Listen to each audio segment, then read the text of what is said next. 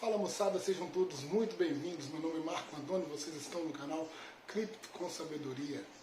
Vamos dar início ao nosso vídeo de hoje falando da alta do Bitcoin. E então, o Bitcoin reverteu? É o fim do mercado de bear market? Ou é apenas um bull trap? Ou um rally de bear market para retomarmos a tendência de baixa? Bom, ainda estou com um problema aí do computador, né? Então vou dar apenas a minha visão sem poder compartilhar com vocês a análise gráfica. Estive fazendo a análise do gráfico do Bitcoin. O que eu vi pelo gráfico do Bitcoin, pela análise gráfica do Bitcoin? O que eu vi? O Bitcoin ele fez o rompimento da LTB que vem desde o topo dos 69 mil dólares, ou seja, a LTB principal dessa queda. Ele rompeu, e rompeu com força, rompeu com um candle enorme, de grande movimentação. Então ele vai, nos próximos dias, acredito eu, buscar um ponto de correção, um topo temporário, para após bater nesse topo, ele vir fazer a correção para testar novamente essa LTB como suporte. Lembrando que o Bitcoin ele saiu daquela faixa verde na qual ele permaneceu durante um período considerável, aí teve a quebra da FTX e aí veio aquela pernada de baixa onde ele vazou para baixo daquela região verde que a gente tinha traçado no gráfico. E depois dessa queda ele lateralizou um período grande, a gente já estava esperando a repetição dos fractais, né, dos movimentos que ocorreram anteriormente, que ele sempre estava fazendo isso. Ele caía numa pernada de queda considerável, lateralizava e depois ele fazia um falso rompimento de linha de tendência de baixa para depois dar uma nova pernada de baixa. E aí a gente via esse movimento e o que acontecia? Ele nunca retornava para a faixa de lateralização na qual ele estava anteriormente. Então o que a gente viu agora com essa movimentação nesses últimos dias? Ele lateralizou e deu esse rally de alta, rompendo a LTB, e pela primeira vez ele voltou para dentro de uma dessas faixas. E no dia de hoje, né, que eu estou gravando nesse momento, Bitcoin rompeu os 23 mil, acredito que da última vez que eu olhei, no dia de hoje, está lá 23.290 dólares. E com essa movimentação de hoje, ele deixou essa área, ele rompeu essa área na qual ele tinha lateralizado anteriormente. Pela primeira vez ele rompeu uma faixa de lateralização após uma queda.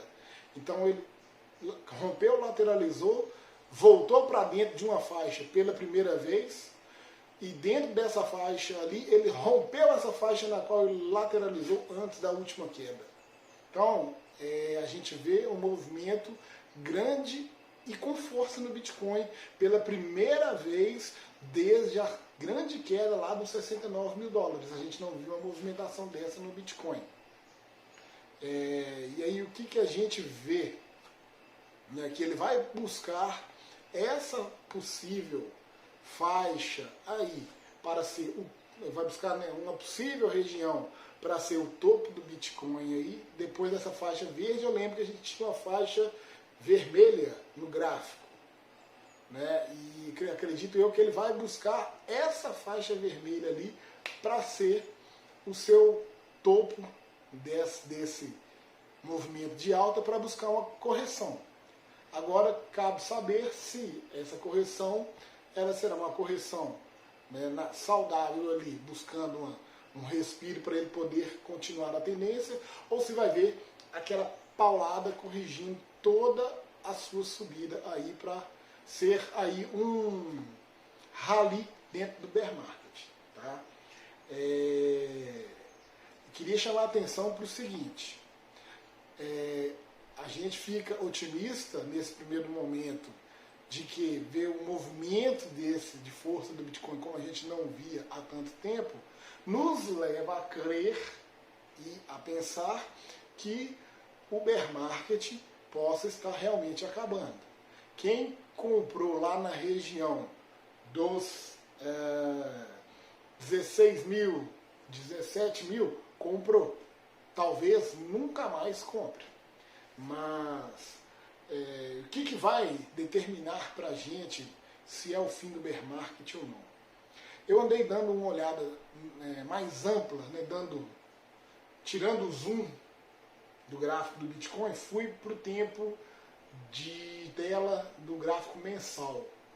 E passei a observar detalhadamente o gráfico mensal para ver possíveis sinais de reversão do bear market, do inverno cripto. E o que eu encontrei e que eu vejo que está no padrão neste momento? Depois vocês, como eu falei, não estou podendo fazer a análise diretamente com vocês, depois vocês coloquem o gráfico de vocês aí no time frame mensal e analisem desde o início lá do Bitcoin as grandes valorizações de bull run, os bear markets, as novas bull runs, os bear markets, as reversões. O que eu vi como padrão no gráfico mensal?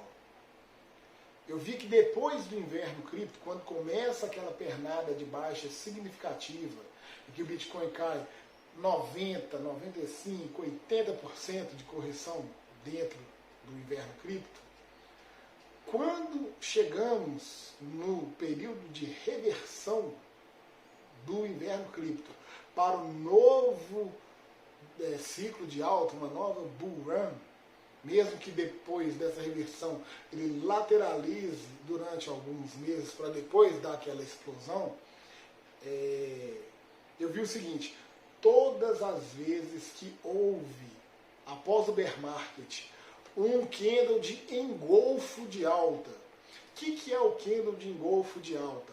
É o candle em que o corpo dele engloba totalmente o corpo do candle prévio a ele. Ele faz um candle grande que abraça todo o candle anterior, ele está todo dentro desse movimento. A gente vê que isso está acontecendo no gráfico mensal nesse momento. O candle de janeiro está um candle tão enorme que ele está englobando não só o último, mas o penúltimo candle também. Isso que a gente vê no gráfico neste momento. E pode ser o grande sinalizador para nós de que seja o fim do inverno cripto do bear market. Temos ainda 10 dias para se fechar esse gráfico. Então, em 10 dias, no mercado cripto, muita coisa pode acontecer. Mas, para mim, uma coisa que sinaliza para nós que nós estamos realmente com um movimento forte, um movimento de possível reversão de tendência, é esse candle, né, de engolfo de alta. E outra coisa, no último vídeo aí que eu estava de férias, que eu fiz para vocês, eu citei a possível falência da corretora Gênesis, que faz parte, né, do digital, do DCG lá, do Digital Currency Group, acho que é isso, a sigla. Não estou totalmente certo do significado do DCG, mas eu acho que é isso. A quebra da Gênesis poderia contaminar o DCG, arrastar com ela a Gênesis, arrastar o DCG e todos os outros membros do mercado envolvidos diretamente com a corretora Gênesis, incluindo entre eles a corretora Gemini, dos gêmeos Winklevels, né, que são os gêmeos lá que estavam envolvidos na fundação do Facebook e processaram o Mark Zuckerberg por roubo da ideia e ficaram milionários com isso aí. E eu acho que eles pegaram esses milhões e investiram no mercado cripto e se tornaram mais milionários ainda do que são. Então, a corretora Gemini, né, gêmeos, são dos gêmeos Winklevels. E aí eles são uns dos muito credores da corretora Gênesis. E a Gênesis poderia arrastar essa galera toda com ela. E a gente ficava receoso diante desse possível movimento, diante do que ocorreu com a FTX. Que a gente viu, né, que realmente ocorreu ali na FTX e qual foi a resposta do mercado diante a isso, a essa última pernada de queda expressiva. Então eu falei no vídeo aí que se isso ocorresse e o mercado se entrasse em polvorosa, ficasse em pânico por causa disso aí, poderíamos buscar aí e concretizar a pernada de baixa da bandeira de baixa que tinha no gráfico aí e buscássemos a região dos 10 e 11 mil dólares. A Gênesis decretou a sua falência, né? Já está praticamente insolvente ali. E o que aconteceu? Nada. O Bitcoin nem se moveu. É mais um sinal para nós que buscamos ler nas entrelinhas, buscamos ver os sinais, as pegadas que são deixadas no gráfico para nós. A gente vê esse possível movimento de reversão diante disso. Mais uma instituição do mercado quebrou, foi para o saco e não aconteceu nada. Vamos ver nos próximos movimentos aí que o Bitcoin vai fazer. Acredito eu que ele vai, né, buscar aí um ponto para começar a sua correção. Qual seria esse ponto? Fica difícil determinar. Eu tinha até feito uma análise aí e comentei com meu amigo Adonai aí, eu esqueci os valores que eu coloquei para ele. Eu vou dar uma pausa no vídeo aqui e vou consultar e volto para poder falar quais são os valores aqui. Voltando aqui, olhei lá, 23.800 a 25.200 dólares. Pode ser a região em qual ele vai buscar fazer o topo aí. Por quê? Porque há pegadas de rastros de institucionais no gráfico nessa região aí. Então acredito que ele deve bater nessa região de 23.200 a 25.800, não, 23.800 a 25.200 no gráfico e depois faça a sua correção aí. Vamos passar para a parte do ensino filosófico do vídeo de hoje, para a gente poder encerrar o vídeo de hoje. O que a gente tinha para falar do Bitcoin aí, do mercado cripto, era isso daí. E vamos ver a lição do dia de hoje. Epiteto, em seus discursos, diz para nós o seguinte: pergunta a ti mesmo o seguinte, antes de mais nada, todas as manhãs: o que me falta para estar livre da paixão? E quanto à tranquilidade? O que sou? Um mero corpo?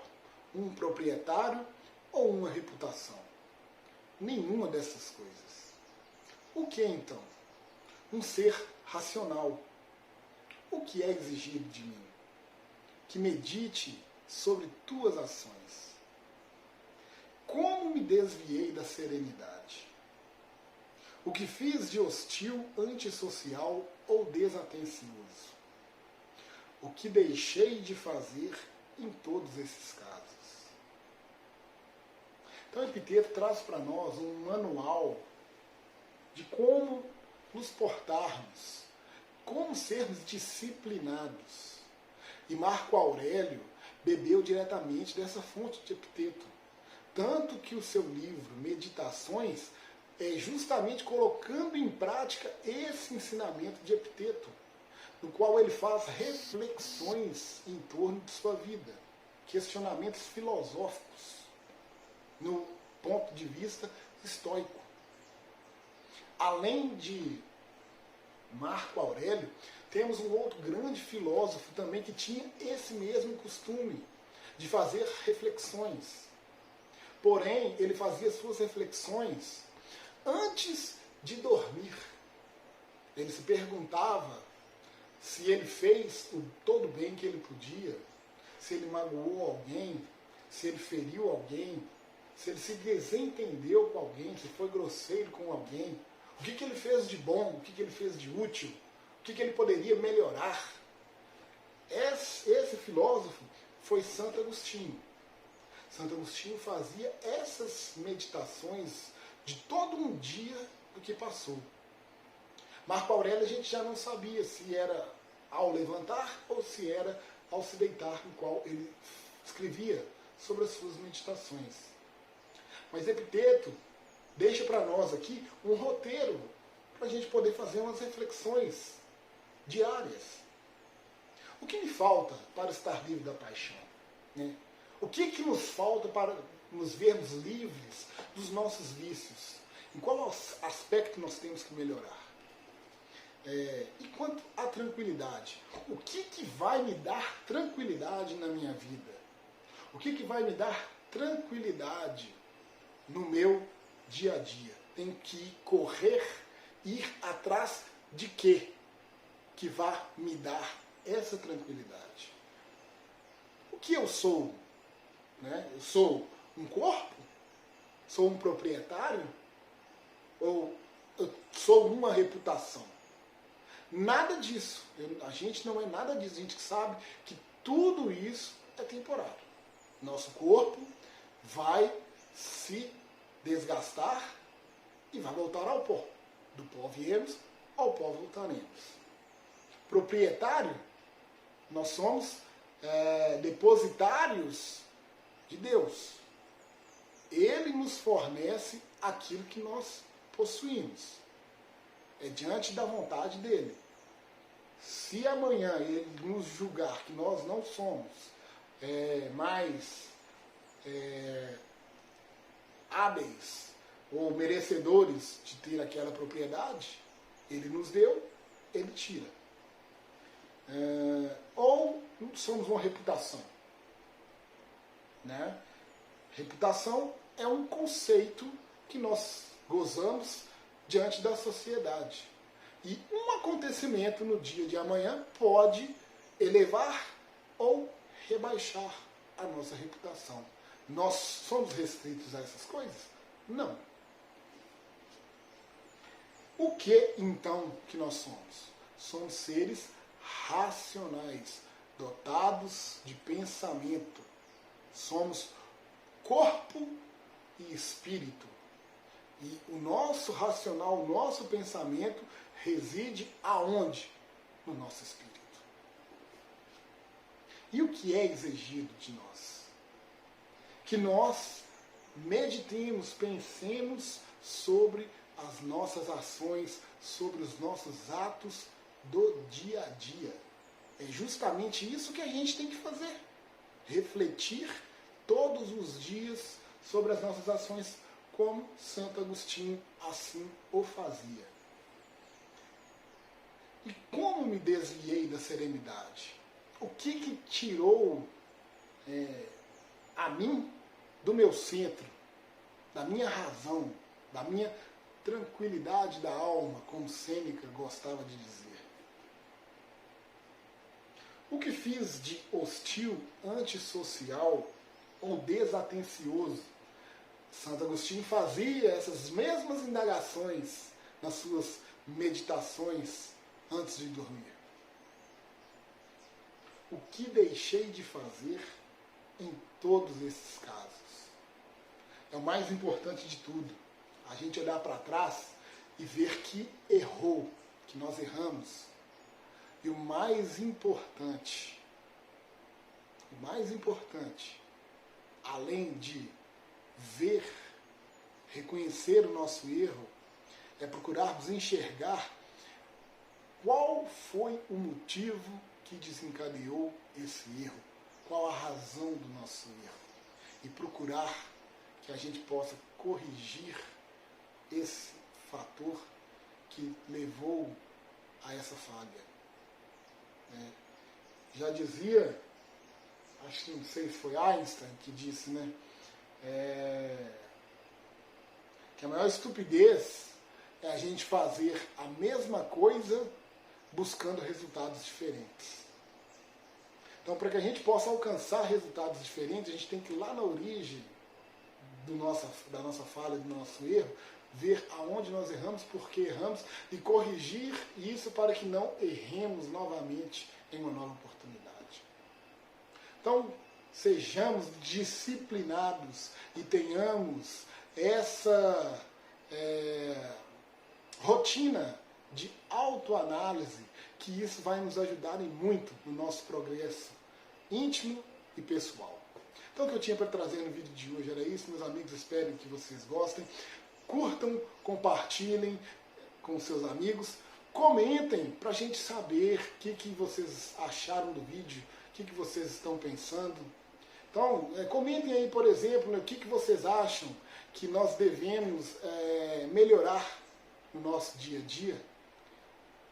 Além de fazer a reflexão, qual outra coisa, qual outra ferramenta a gente poderia utilizar para que nós pudéssemos utilizar em nosso favor para a nossa melhoria íntima.